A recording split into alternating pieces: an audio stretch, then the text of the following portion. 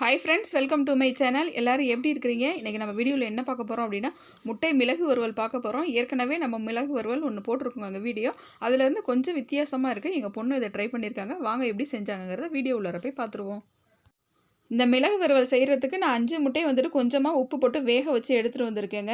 இப்போ இதை நம்ம வந்து கட் பண்ண ஆரம்பிச்சிருவோம். இந்த மாதிரி வந்து நூல் ஒன்று எடுத்துக்கோங்க. அதில் இந்த மாதிரி ஈக்குவலாக வந்து நடுவில் இந்த மாதிரி வந்து வெட்டி எடுத்துக்கோங்க. நம்ம கத்தி வச்சாலும் நல்லா ஈக்குவல் ஷேப் கிடைக்கும். ஆனால் இந்த மாதிரி வந்து நீங்கள் கட் பண்ணி பாருங்கள். நம்மளோட அந்த முட்டையோட மஞ்சக்கருவும் சரி வெள்ளைக்கருவும் சரி நமக்கு ஈக்குவலான அழகான ஷேப்பில் கிடைக்கும். அதனால் வந்துட்டு இந்த மாதிரி த்ரெட் வச்சு கட் பண்ணி எடுத்துருக்கிறேன். 4 முட்டையும் இந்த மாதிரி கட் பண்ணி எடுத்து வச்சாச்சு.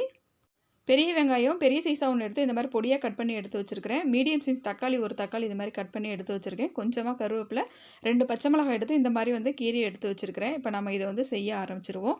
கடாயை ஒன்று சூடு பண்ணிக்கோங்க. சூடானது அதில் நான் 2 டேபிள் ஸ்பூன் வந்துட்டு எண்ணெய் ஊற்றிருக்கிறேன். இப்போ அடுப்பை வந்துட்டு மீடியம் ஃப்ளேமில் வச்சுக்கோங்க. ஹை ஃப்ளேம் வேணாம். எண்ணெய் பாருங்கள் சூடாயிருச்சு. இப்போ இதோட வந்துட்டு கொஞ்சமாக மிளகாத்தூள் சேர்த்துக்கோங்க. மிளகுத்தூள் இதோட கொஞ்சமாக சேர்த்துக்கிறேன். கொஞ்சமாக வந்துட்டு மஞ்சத்தூள் வந்துட்டு இதோட போட்டுக்கோங்க. இப்போ இதோட வந்துட்டு கொஞ்சமாக வந்துட்டு உப்பு சேர்த்துருக்குறேன். நம்ம முட்டையிலே வந்துட்டு உப்பு போட்டு தாங்க வேக வச்சுருக்கோம். அதனால் லைட்டாக கொஞ்சமாக போடுங்க போதும். இப்போ பாருங்கள் இந்த மசாலா கொஞ்சமாக வந்து நம்ம சேர்த்தாச்சு. இப்போ கொஞ்சம் நேரம் கழிச்சோன்னே இதில் வந்துட்டு கருவேப்பிலை வந்து சேர்த்துக்கோங்க.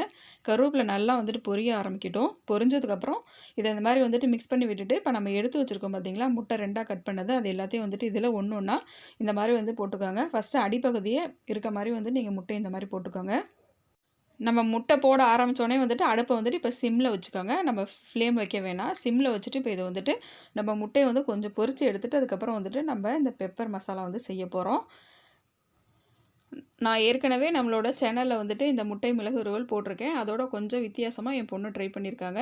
1 நிமிஷம் ஆனோடனே முட்டையை இந்த மாதிரி வந்து திருப்பி போட்டுக்கோங்க. முட்டையோட தோல் கொஞ்சம் சுருங்க ஆரம்பிச்சிச்சுன்னா போதும். இந்த மாதிரி இருக்க ஸ்டேஜில் இந்த மாதிரி வந்து திருப்பி விட்டுக்கோங்க. இது 1 நிமிஷம் இருந்ததுக்கப்புறம் இதே ஸ்டேஜில் வச்சுருந்துட்டு இப்போ நம்ம வந்து இதை வந்து நம்ம பிளேட்டுக்கு வந்து மாற்றி எடுத்து வச்சுருவோம். 1 நிமிஷம் நம்ம பொரிச்சதுக்கப்புறம் நம்மளோட முட்டை வந்துட்டு இந்த மாதிரி ஸ்டேஜில் தான் இருக்கும். இப்போ அதே கடாயில் வந்துட்டு நான் 2 ஸ்பூன் வந்துட்டு எண்ணெய் ஊற்றிக்கிறேன். எண்ணெய் சூடானதை இதோட வந்துட்டு கொஞ்சமாக வந்துட்டு கடுகு சேர்த்துக்கோங்க. கடுகு கொஞ்சம் பொரிய ஆரம்பித்தோன்னே இதோட நம்ம கட் பண்ணி வச்சுருக்கோம் இல்லைங்களா பச்சை மிளகா, அதையும் வந்துட்டு இதோட வந்து சேர்த்துருங்க. பச்சை மிளகா சேர்த்தோன்னா கொஞ்சம் கேர்ஃபுல்லாக இருங்க. ஏன்னா வந்து கொஞ்சம் வெடிக்க ஆரம்பிக்கும். அதனால் வந்துட்டு பார்த்து சேர்த்துக்கோங்க. இப்போ இதோட வந்துட்டு நம்ம பொடியாக கட் பண்ணி வச்சுருக்க பெரிய வெங்காயம் 1 எடுத்து அதையும் சேர்த்து இது நல்லா வந்து வதக்கி விட்டுக்கோங்க. இது நல்லா கொஞ்சம் கண்ணாடி இப்போ தான் வரணும். அது வரைக்கும் நல்லா வதக்கி விட்டுக்கோங்க. வீடியோ ரொம்ப லென்த்தாக இருக்கக்கூடாதுங்கிறதுக்காண்டி நான் வந்து ஷார்ட்டாக உங்களுக்கு காட்டிருக்கிறேன். ஆனால் வந்துட்டு இது நல்லா வதக்குனிங்கன்னா தான் நல்லா டேஸ்ட்டாக இருக்கும். இப்போ இதோட வந்துட்டு நம்ம மீடியம் சைஸில் தக்காளி வந்துட்டு ரொம்ப பழம் இல்லாத தக்காளி எடுத்திருக்கோம். அதையும் இதோட சேர்த்து கொஞ்சம் நல்லா மிக்ஸ் பண்ணி விட்டுக்கோங்க. நம்ம போட்ட வெங்காயம் தக்காளி பழமும் கொஞ்சம் வதங்க ஆரம்பித்தோன்னே இதில் வந்து நம்ம இஞ்சி பூண்டு பேஸ்ட் வந்து சேர்த்துக்குவோம். நான் 1/2 டீஸ்பூன் அளவுக்கு இஞ்சி பூண்டு பேஸ்ட்டு வந்துட்டு இதோட வந்து சேர்த்துக்கிறேங்க. இதையும் சேர்த்து நல்லா ஒன்றா மிக்ஸ் பண்ணி விட்டுக்கோங்க. நாம் செஞ்சுருக்கிற இந்த முட்டை மிளகு வறுவல் வந்துட்டு நம்ம சாம்பார் சாதம் தயிர் சாதத்துக்கெலாம் கூட ரொம்ப டேஸ்ட் நல்லாயிருக்குங்க. இதோட வந்துட்டு இந்த டிஷ்ஷுக்கு தேவையான அளவு உப்பு இது வந்துட்டு இதோட வந்து சேர்த்துக்கோங்க. இதையும் சேர்த்து நல்லா மிக்ஸ் பண்ணி விடுங்க. நம்ம உப்பு போட்ட உடனேமே வந்துட்டு நம்ம போட்டிருக்க வெங்காயம் தக்காளி பழம் நல்லா வதங்க ஆரம்பிச்சிரும். நம்ம தக்காளி சேர்த்து 1 நிமிஷம் ஆயிடுச்சு. இங்கே பாருங்கள் இந்த மாதிரி தான் இருக்கும். 1 நிமிஷம் கழிச்சோன்னே நம்ம ஊற்றின எண்ணெயெல்லாம் கொஞ்சம் சைடில் தெரிய ஆரம்பிக்கும். இந்த ஸ்டேஜில் இப்போ இதுக்கு மசாலா சேர்த்துடலாம். இதோட வந்துட்டு மிளகுத்தூள் வந்துட்டு 1 டீஸ்பூன் வந்துட்டு இதோட சேர்த்துக்கோங்க. சோம்புத்தூள் 1/4 ஸ்பூன் சேர்த்துக்கிறேன். ஜீரகத்தூளும் 1/4 ஸ்பூன் சேர்த்துக்கோங்க. மிளகாத்தூள் வந்துட்டு உங்களுக்கு காரத்தை தகுந்த மாதிரி சேர்த்துக்கோங்க. நான் வந்துட்டு ஒரு ஸ்பூன் அளவுக்கு சேர்த்துக்கிறேன். கொஞ்சமாக மஞ்சத்தூள் இதோடு சேர்த்துட்டு இந்த மசாலா எல்லாமே நம்ம போட்டிருக்க இந்த வெங்காயம் தக்காளி பழத்தோடு நல்லா கோட்ட அளவுக்கு இந்த மசாலா நல்லா வதக்கி விட்டுக்கோங்க. அடுப்பை சிம்மில் வச்சுட்டு நம்ம சேர்த்துருக்க இந்த மசாலா வந்துட்டு கொஞ்சம் ட்ரையாக இருக்கிறதுனால இதில் கொஞ்சமாக வந்துட்டு தண்ணி வந்து ஆட் பண்ணிக்கோங்க. தண்ணி ஊற்றுனதுக்கப்புறம் இது கொஞ்சமாக இந்த மாதிரி வந்துட்டு மிக்ஸ் பண்ணி விடுங்க. கொஞ்சம் பாருங்கள் நம்ம மசாலா வந்து பச்சை வாசனை எல்லாமே போயிட்டு இந்த மாதிரி ஸ்டேஜில் இருக்குது. இப்போ இதோட வந்துட்டு நான் டொமேட்டோ சாஸ் வந்துட்டு கொஞ்சமாக இதோட வந்து சேர்த்துக்கிறேங்க.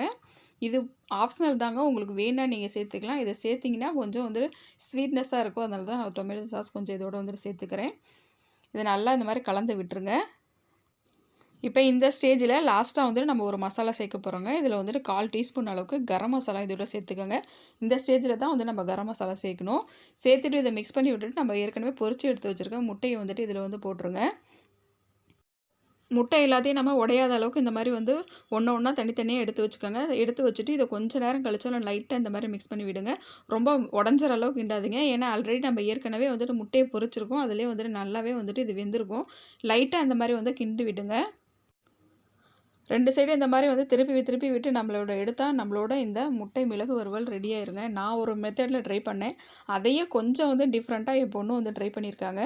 நீங்களும் இதை வீட்டில் ட்ரை பண்ணி பார்த்துட்டு எப்படி இருக்குங்கிறத கமெண்ட் பண்ணுங்கள். இதோட லாஸ்ட்டாக ஃபைனலாக வந்துட்டு கொஞ்சமாக வந்துட்டு கொத்தமல்லி எல்லாம் தூவிடுங்க. இதை தூவிட்டு மிக்ஸ் பண்ணி விட்டுட்டு 1 நிமிஷம் கழித்து நம்ம இறக்குனா நம்மளோட இந்த முட்டை வறுவல் வந்துட்டு ரெடி ஆயிருங்க. அவ்வளோதாங்க. இப்போ அடுப்புலேருந்து நம்ம இறக்கிடுவோம். அவ்வளோதான், நம்மளோட முட்டை மிளகு வறுவல் ரெடி ஆயிடுச்சு. ஓகே ஃப்ரெண்ட்ஸ், நீங்கள் என்ன நம்ம சேனலை சப்ஸ்கிரைப் பண்ணலாம், சப்ஸ்கிரைப் பண்ணிக்கோங்க. இது ஆளுங்கிற ஒரு பெல் சிம்பிள் இருக்கும், அதை கிளிக் பண்ண மறந்துடாதீங்க.